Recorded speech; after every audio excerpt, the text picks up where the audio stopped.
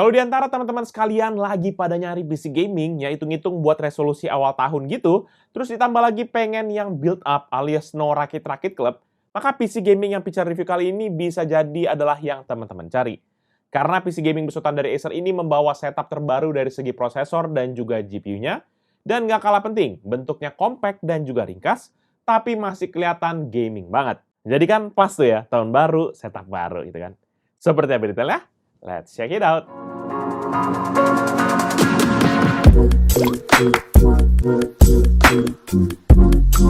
Halo guys, balik lagi bersama Pical, dan kali ini Pical akan menampilkan sebuah video review dari PC gaming besutan dari Acer di seri Nitro, yaitu Acer Nitro 50-650 Gaming PC. Dan spesifikasi dari PC gaming ini adalah sebagai berikut. Prosesor Intel Core i7 13700, motherboard Acer Nitro N50-650 dengan chipset Intel B760, RAM 1 keping DDR4 dual channel 16GB 3,2 GHz, primary storage NVMe PCIe 4.0 sebesar 512GB, secondary storage 3,5 inch hard disk SATA 3 dengan kecepatan 7200 RPM dari Toshiba dengan kapasitas 1 TB, Discrete GPU NVIDIA GeForce RTX 4060 dengan dedicated memori sebesar 8GB. Dan yang pasti, kita tandemin dengan monitor Acer Nitro QG240Y S3 Gaming Monitor dengan setup layar BA panel 23,8 inci dengan resolusi Full HD atau 1920x1080 dengan refresh rate sebesar 180Hz.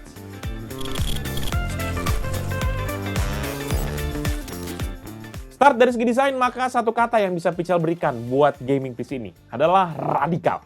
Karena tampilan dari gaming PC ini tuh kelihatan banget aura kayak villain-nya gitu, kayak penjahatnya gitu. Kayak nggak nyantai gitu desainnya. Mungkin juga hal ini dikontribusi dari tampilan LED merah dan juga kontur tajam di sisi depan dari casingnya, yang bentuknya tuh kayak mirip-mirip topeng kacamata villain gitu, yang biasa di film-film superhero gitu. Dan memang sayangnya LED stripnya ini nggak bisa kita ubah warnanya, dan hanya bisa menyala warna merah saja.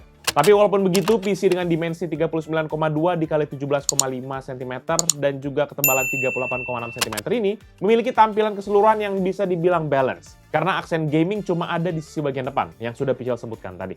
Tapi di sisi atasnya nggak main-main nih. Acer menempatkan sebuah key wireless charging pad yang memang menjadi salah satu selling point buat PC gaming ini. Jadi kita tinggal taruh handphone, dia bisa nge-charge juga tuh handphone kita. Jadi cocok banget ya buat teman-teman yang pengen punya PC gaming, tapi punya fitur yang unik dan nggak rusuh gitu desainnya. Bener-bener simple banget gitu. Next, kita lanjut ke bagian dalam, di mana di sini seperti tipikal dari PC ATX pada umumnya, ini nggak terlalu banyak yang menarik. Dan juga sayangnya cooling system dari PC ini tuh tergolong agak minim. Karena cuma ada satu buah kipas di casingnya yang bertugas untuk ngeluarin tuh udara panas dari internal PC-nya. Dan yang terakhir, gak kalah pentingnya adalah kelengkapan I/O port pada PC gaming ini. Di mana pada sisi depannya nanti terdapat satu port USB Type-C 3.2 Gen 2 dan satu port USB Type-A 3.2 Gen 2. Serta ada juga dua port audio 3,5 mm untuk headset dan juga mikrofon. Sementara di sisi belakangnya terdapat nanti 4 port USB Type-A 2.0, 2 port USB Type-A 3.2 Gen 1, dan 3 port audio 3,5 mm untuk mikrofon, line out, dan juga line in. Selain itu juga nanti terdapat 3 port Full HDMI 2.1 serta 1 port DisplayPort 1.4 yang dikontribusi dari discrete GPU-nya. Untuk I/O portnya sendiri sih menurut Pical agak kurang optimal ya, karena secara teori kan chipset Intel B760 tuh bisa dukung sampai 4 port USB 3.2 Gen 1. Tapi sayangnya di sini nggak terlalu banyak, nggak sampai 4 gitu. Walaupun untuk USB Type-C 3.2 Gen 2-nya sudah dihadirin dua-duanya tadi di sisi bagian depan, baik yang satu Type-C dan juga yang Type-A-nya. Dan memang yang agak menyedihkannya nggak usah ngarep ya adanya Thunderbolt di sini. Karena memang secara chipset itu nggak didukung sama chipset motherboardnya. Jadi nggak usah ngarep.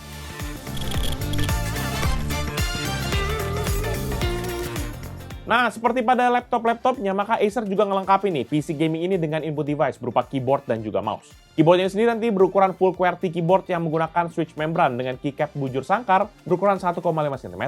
Typing feel yang didapatkan saat typing test rasanya tuh agak keras ya, karena travel distance-nya ini lumayan deket banget. Jadi agak kurang nyaman sebenarnya kalau dipakai buat ngetik cepet dan juga lama. Sementara untuk clicking sound-nya masih terbilang senyap, khas tipe dari keyboard membran. Cuma sayangnya keyboardnya ini masih menggunakan kabel dengan interface USB Type-A sebagai konektor kepada PC yang memang jelas bisa membatasi mobilitas kita saat menggunakan akan keyboard ini. Udah gitu keyboardnya juga memang nggak punya backlight pula gitu kan. Ya udah fix ini mah bakalan jadi keyboard cadangan doang. Mending kita langsung beli aja gitu kan. Pichel dari review tuh beberapa, coba lihat aja. Sementara untuk mouse-nya sendiri maka ini memiliki desain ambidextrous, di mana ini memungkinkan input device ini digunakan pada tangan kanan ataupun tangan kiri. Lalu pas Pichel pakai buat testing, maka bobot mouse yang ini tuh enteng banget. Dan pergerakan memang jadi smooth dan juga lincah, karena dia memang ringan waktu kita gunakan. Sementara untuk switch-nya, maka mouse ini juga menggunakan switch membran yang suara klik-kliknya memang terbilang berisik untuk sekelas switch membran. Ya udah deh, daripada penasaran, ini Pichel tunjukin demo penggunaan keyboard dan juga mouse dari PC gaming Acer Nitro 50-650. Check this out.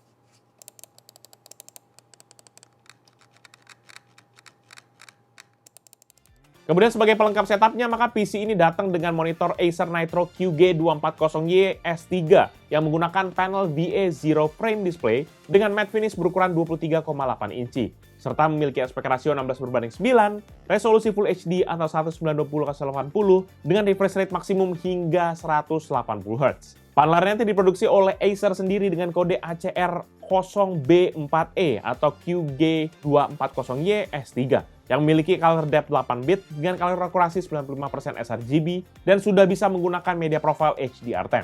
Untuk tingkat kecerdasan maksimum pun panel ini mampu menghasilkan hingga 300 nits dan memiliki kontras rasio natif 4000:1 yang bisa di-boost hingga 1 juta berbanding 1. Dan ini juga sudah memiliki response time sebesar 1 millisecond VRB atau Visual Response Boost dari gray kepada gray atau GTG.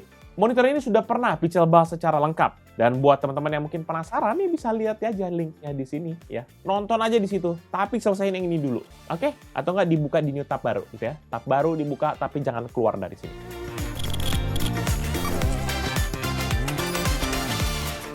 Di bagian performa, maka PC gaming ini menggunakan prosesor dari Intel yaitu Intel Core i7 13700 dengan litografi Intel 7 yang menggunakan dua jenis inti yaitu Performance Core dengan 8 core 16 thread serta Efficient Core 8 core 8 thread dengan total 24 thread. Prosesor ini juga memiliki base clock 2,1 GHz dan P-Core Maximum Turbo hingga 5,1 GHz. Sementara untuk E-Core-nya sendiri memiliki Maximum Turbo 4,1 GHz serta base power sebesar 65 Watt dan Max TDP hingga 219 Watt. Sementara untuk memorinya sendiri, maka PC gaming ini menggunakan satu keping RAM DDR4 Dual Channel 3,2 GHz yang memiliki kapasitas sebesar 16 GB. Sementara untuk storage, maka PC gaming ini memiliki dua jenis storage. Yang pertama primary storage NVMe PCIe 4.0 dari Western Digital dengan kode SN740 dengan kapasitas 512 GB. Sementara untuk secondary storage-nya 3,5 inci harddisk SATA 3 dengan kecepatan 7200 RPM dari Toshiba dengan kapasitas sebesar 1 TB. Lalu OS yang digunakan adalah Microsoft Windows 11 Home Single Language dengan build number 22631.3085 atau build number paling akhir pada saat video ini Pichel buat. Kemudian sebagai performance boost, maka PC gaming ini dilengkapi juga dengan aplikasi NitroSense yang memberikan 3 fan speed profile yaitu auto, maksimum, dan juga custom. Karena kita tidak puas dengan speknya, jadi kita akan lakukan synthetic benchmark. Dan selama synthetic benchmark ini hingga akhirnya di game test, Pichel akan tetap gunakan profile di maximum fan speed untuk menghindari dia terjadi throttling atau kita mau lihat gimana performa maksimalnya. Kita mulai testing pertama dengan Cinebench R23 dan dalam satu kali pengujian menghasilkan skor 19.784 poin untuk CPU multicore dan 2.003 poin untuk CPU single core, sehingga MP rasionya menjadi 9,88 kali. Untuk Cinebench R20 dalam 3 kali pengujian, skor rata-ratanya di 7.571 poin. Next, di 3D rendering BMW di Blender, satu frame dapat diselesaikan dalam 3 kali pengujian dalam waktu rata-rata 2 menit 3 detik untuk CPU test dan 22 detik untuk GPU test. Untuk tes rendering Pichel benchmark di Adobe Premiere, maka Project 15 Clip 4K dengan format H264 dan juga preset quality 4K berhasil dirender dalam waktu 1 menit 53 detik. Kemudian untuk PC Mark 10 sebagai gambaran overall performa dari PC gaming ini, skornya adalah 11.406 untuk Essential, 9.791 untuk Productivity, dan 12.697 untuk Digital Content Creation. Sehingga rata-rata skornya adalah 8.054 poin. Ini dia perbandingan dengan beberapa PC dan laptop yang pernah kita review.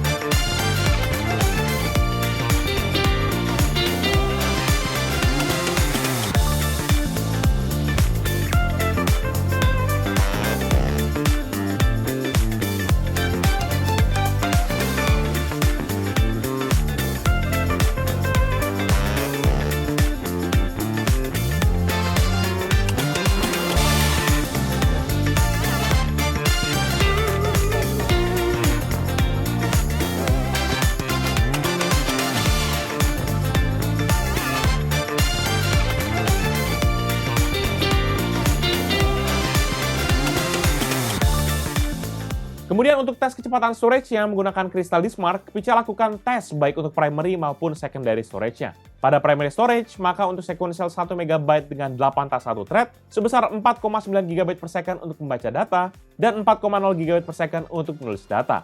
Sedangkan untuk urusan data kecil random 4 KB dengan 1 tas 1 thread ada di 273,8 MB per second untuk membaca data dan 87,5 MB per second untuk menulis data. Kemudian untuk secondary storage, maka untuk sequential 1 MB dengan 8 tas 1 thread sebesar 206,3 MB per second untuk membaca data dan 203,8 MB per second untuk menulis data. Sedangkan untuk urusan data kecil random 4 KB dengan 1 tas 1 thread ada di 0,7 MB per second untuk membaca data dan 0,9 MB per second untuk menulis data. Nah, masuk ke bagian grafis, maka secara spesifikasi harusnya Intel Core i7-13700 ini tuh sudah dilengkapi tuh dengan integrated GPU, yaitu Intel UHD Graphic 770. Tapi setelah Pichel cek HW Info dan juga Pichel cek Mobo-nya, maka integrated GPU-nya itu tidak terbaca. Dan I/O port-nya itu pun juga memang tidak ada di bagian body PC-nya. Jadinya PC gaming ini hanya menggunakan discrete GPU NVIDIA GeForce RTX 4060 yang memiliki spesifikasi 3072 CUDA core, 96 AI core, 24 RT cores, dan memiliki frekuensi di base clock 1,83 GHz dan bisa di-boost hingga 2,46 GHz. Sementara untuk TGP GPU-nya ini sendiri ada di 115 Watt dengan dedicated memori sebesar 8 GB GDDR6. Dalam pengetesan GPU nanti di 3D Mark Time Spy, maka untuk GPU-nya sendiri mendapatkan graphic score di 10.592 dan CPU score sebesar 10.048 poin, sehingga rata-ratanya menjadi 10.506. Ini dia perbandingan dengan laptop dan PC yang Pichel pernah review.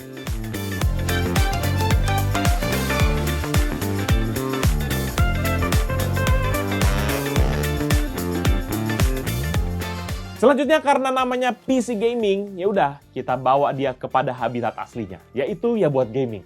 Dan dengan GPU yang sudah dedicated dan juga layar monitor Acer Nitro QG240YS3 tadi yang punya resolusi Full HD dan bisa refresh rate 180 Hz, ya udah kita target aja biar sampai ngeluber-luber nih FPS-nya, biar kita lihat bareng sama PC sama monitornya.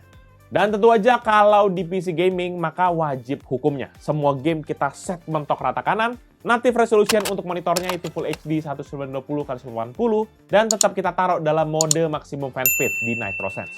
Untuk game pertama itu GTA 5 dengan native resolution dan setting very high, average frame rate di 98,1 dengan maksimum di 116,8 dan minimum 69,7 FPS. CS2 native resolution dan setting very high, average frame rate di 207,7 dengan maksimum 280,2 dan minimum 113,9 FPS. Untuk Dota 2 native resolution dan setting best looking, average frame rate di 145,9 dengan maksimum 178,2 dan minimum 120,5 FPS. Untuk FIFA 22 native resolution dan juga setting ultra, average frame rate di 261,3 dengan maksimum 300,5 dan minimum 44,5 FPS. Untuk The Sims 4 native resolution dan setting ultra, average frame rate di 178,9 dengan maksimum 186,9 dan minimum 38,8 FPS. Next, untuk Cyberpunk 2077 native resolution dan juga setting ray tracing ultra, average frame rate di 58,5, maksimum 67,4 dan minimum 46,5 FPS. Need for Speed Unbound native resolution dan juga setting ultra, average frame rate di 86,4 dengan maksimum 92,5 dan minimum 63,5 FPS. Untuk Valorant dengan native resolution dan juga setting high, average frame rate di 340,6 dengan maksimum 470,9 dan minimum 233,8 FPS. Terakhir di Genshin Impact, native resolution dan setting high, average frame rate di 177,2 dengan maksimum 181,1 dan minimum 149,7 FPS. Nah, kalau secara performa, maka Pichel nggak akan banyak komen soal ini. Karena teman-teman udah bisa lihat sendiri ya kan, gimana powerfulnya PC gaming ini. Synthetic benchmark disikat dengan mudah, game-game berat juga gampang aja dapat FPS tinggi di settingan maksimum setting. Dan juga karena memang GPU Nvidia GeForce RTX 4060 tuh emang spesialis buat kita yang mungkin sering mainin game di resolusi Full HD. Ya, dia udah pas lah, sweet spotnya tuh buat mainin game Full HD. Nah, beralih ke bagian temperatur, maka PC gaming ini mengandalkan satu buah kipas di bagian belakang untuk membuang udara panas internal PC-nya. Nanti dikombinasikan dengan CPU fan pada prosesor dan juga cooling fan di modul GPU-nya, yang lagi di-boost dengan fan speed profile dari aplikasi NitroSense. Nah, karena NitroSense ini juga memonitor akan GPU fan, maka untuk idle stress test kali ini, Pichel akan monitor GPU temperaturnya sekalian. Untuk itu, Pichel jalankan idle test selama 10 menit dalam kondisi airplane mode, deactivated Windows Defender, dengan auto fan speed pada NitroSense, dan juga kita monitor menggunakan aplikasi HW Info. Dalam keadaan ini, maka PC gaming ini berada di range CPU usage 1,4% dengan temperatur yang steady di 47,6 derajat, dengan daya 18,1 watt, dan frekuensi yang berada di 4,6 GHz. Sementara GPU-nya memiliki temperatur 35,5 derajat Celcius tanpa adanya pergerakan yang terlalu kontras. Setelah 10 menit, Pichel coba stress test dengan Adreno 4, dan frekuensi prosesornya langsung drop ke level 3,1 GHz. Sementara dayanya naik ke 73 watt yang diikuti peningkatan suhu prosesor hingga 60 derajat Celcius dan suhu GPU di 36,1 derajat Celcius. Pichel kembali monitor pergerakan grafiknya selama 10 menit dan dalam rentang waktu ini grafik power, frekuensi CPU dan juga GPU temperaturnya terlihat lebih stabil. Sementara untuk grafik suhu prosesornya malah terlihat lebih banyak pergerakan, di mana suhu prosesornya ini berada di rentang 57 hingga 70 derajat Celcius dengan average point di 65,3 derajat Celcius. Dan di 10 menit terakhir, Pichel set NitroSense-nya kepada mode maximum fan speed. Tapi ternyata nggak ada pergerakan yang berarti, baik di grafik suhu, power, dan juga frekuensi prosesornya. Pergerakan justru terjadi pada suhu GPU-nya, di mana suhunya ini melandai hingga ke level 31 derajat Celcius dalam rentang waktu sekitar 1,5 menit. Dan setelahnya seluruh grafik yang kita monitor bergerak stabil hingga akhir pengetesan dengan skor akhir di 57 derajat Celcius untuk suhu prosesor, 67,5 watt untuk power, 3,1 GHz untuk frekuensi, dan 30,5 derajat Celcius untuk suhu GPU-nya. Dengan total durasi pengetesan selama 31 menit dan 10 detik. To be honest, manajemen suhu PC gaming ini memang termasuk yang oke lah. Karena suhu panas bisa di-maintain dengan baik tanpa ngurangin akan power dari CPU-nya. Ya memang ada beberapa kali yang agak sedikit throttling, tapi menurut Pichel oke lah. Kita nggak tahu kalau misalnya ini karena dalam kondisi ber-AC ya. Kalau misalnya dalam kondisi biasa, menurut Pichel mungkin coba pertimbangkan buat ganti coolingnya sih menurut Pichel.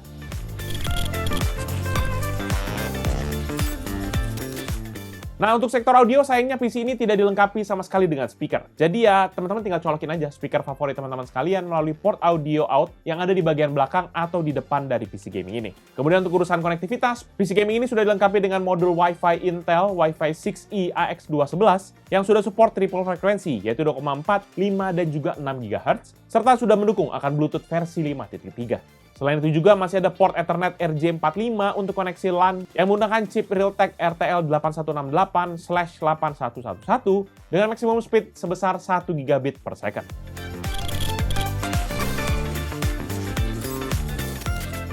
Lebih lanjut nanti di bagian power, PC gaming ini dilengkapi dengan PSU generic dari Acer dengan output daya 500 watt. Sementara untuk kemampuan upgrade-nya, sebenarnya hampir semua part di PC gaming ini jelas bisa kita bongkar pasang sih. Mulai dari prosesornya, PC gaming ini menggunakan motherboard dengan chipset Intel B760 yang bisa kita gunakan untuk prosesor Intel mulai dari generasi ke-12 hingga ke-13. Tapi karena yang udah 13 ya udah paling kita nggak bisa naik kemana-mana gitu kan, paling cuma naik ke i9 gitu kan, itu bisa lah. Kemudian pada bagian memori terdapat 2 slot DIMM DDR4 yang saat ini hanya terisi 1 keping aja. Modul DIMM DDR4 dengan kapasitas 16 GB. Opsi upgrade-nya teman-teman bisa menambah 1 keping modul RAM dengan spesifikasi yang sama atau 1 keping dengan kapasitas yang lebih tinggi. Lalu untuk storage pada bagian motherboard-nya tersedia 2 slot M2 NVMe yang saat ini sudah terisi dengan modul NVMe 2280. Opsi upgrade-nya jelas, kita bisa ganti modul yang sudah ada kepada kapasitas yang lebih tinggi atau kita langsung aja pasang di slot yang masih kosong. Slotnya ini support untuk modul NVMe 2 ukuran, yaitu 2280 dan juga 2230. Sementara untuk buat kita yang butuh jalur data yang hemat gitu ya, kayak hard disk, masih ada jalur SATA di mana ada 2 port SATA 3, yang salah satunya sudah terisi dengan hard disk 3,5 inch sebesar 1 TB. Jadi opsi upgrade-nya teman-teman bisa tambah lagi satu hard disk SATA 3,5 inci yang bisa diletakkan di tray yang masih kosong. Dan terakhir untuk GPU-nya, di mana terdapat sebuah slot PCIe 4.0 yang dapat menampung GPU card dengan dimensi panjang maksimum hingga 20 cm. Jadi teman-teman perhatikan dimensi GPU card dari teman-teman sekalian. Takutnya kalau teman-teman beli yang baru, terus kegedean, ya udah, nggak muat deh di casing PC-nya. Karena memang casing PC gaming ini bukan yang full size ATX Tower. Selain itu juga kalau kita mau upgrade GPU-nya, otomatis powernya harusnya nambah. Ya kan? Kita udah punya 4060, mau nggak mau di atasnya 4070. Dan oleh karena itu PSU-nya harus kita ganti dengan output daya yang lebih besar. Secara spesifik sih kalau kita lihat di websitenya Nvidia, maka untuk RTX 4070 contoh yang di atasnya ini, itu butuh minimum daya 700 watt. Jadi mau nggak mau coba dicek ya teman-teman, karena harusnya sih upgrade. Selebihnya nggak ada lagi opsi upgrade sebenarnya untuk PC ini. Overall, menurut pribadi Pichel, Acer Nitro 50-650 gaming PC bisa menjadi pilihan teman-teman sekalian yang saat ini lagi pengen upgrade gaming gear-nya. Karena semua komponen yang ada pada PC gaming ini adalah spek terbaru pada setiap elemennya. Ya, walaupun ini saat ini sudah keluar Intel generasi ke-14, tapi nggak bisa dipungkiri, prosesor Intel generasi ke-13 juga masih oke sih sebenarnya. Kan baru muncul tahun lalu juga kan. Jadi masih tergolong baru aja lah gitu. Ditambah lagi opsi upgrade yang ditawarkan ini tergolong luas, jadinya memang setup PC gaming ini bisa teman-teman sesuaikan dengan kebutuhan dan keperluan teman-teman sekalian. Walaupun nggak bisa dipungkiri, ada beberapa yang menurut Pichel speknya agak nanggung, dan kayak nggak dikasih ruang buat upgrade ujung-ujungnya. Terutama bagian PSU, saya memperhatikan Anda power supply, karena Anda terlalu mepet. Dan untuk harganya sendiri, maka Acer Nitro 50-650 gaming PC ini dibanderol di harga 25 jutaan, yang bisa teman-teman lihat di official online store dari Acer Indonesia. Serta buat teman-teman yang mungkin berminat dengan produk ini atau mencek produknya, bisa cek di deskripsi yang Pichel akan tulis di bawah ini. Jangan lupa juga untuk like dari video ini, plus kunjungi sosial media kita seperti Facebook, Twitter, Instagram, TikTok, dan website kita yaitu pichelmediagroup.com. Serta jangan lupa kunjungi channel kita yang bahas soal game yaitu Pichel Main Game, ada Pokidi RGB 30, atau channel satu lagi yang lebih cerita belakang dari Pichel yaitu PMG Fams, di mana kita baru upload yang video Toraja. Serta jangan lupa main ke channel Pichel yang baru, Pichel Toys Time, biar Pichel makin semangat guys buat videonya. Ya karena ini udah banyak juga sih waktu Pichel habis di sini. Banyak sekali. Jadi itu dia Pichel kali ini. Thank you guys for watching. Until the next video. Bye-bye. Akhirnya duo Romeo dan Juliet ini selesai juga kita review.